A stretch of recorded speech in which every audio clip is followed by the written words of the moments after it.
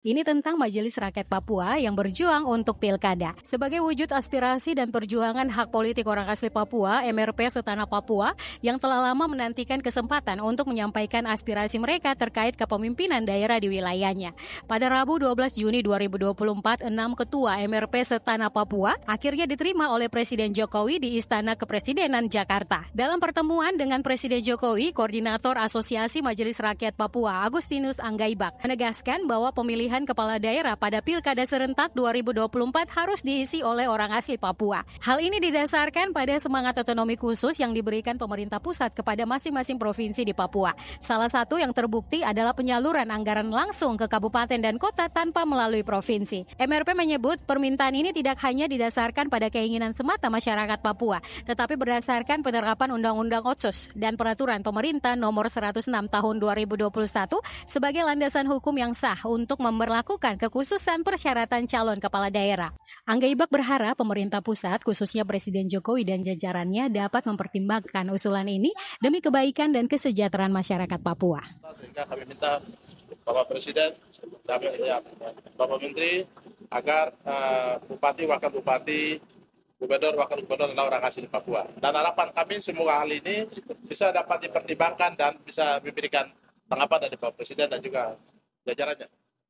Perjuangan MRP ini mendapat dukungan kuat dari mahasiswa Papua di Jakarta. Mereka berdemo di depan kantor Komisi Pemilihan Umum di Menteng, Jakarta pada Kamis 6 Juni 2024. Para mahasiswa menuntut agar KPU menerbitkan peraturan khusus yang mengakomodir syarat pencalonan kepala daerah hanya untuk KOAP, baik di tingkat provinsi maupun kabupaten dan kota.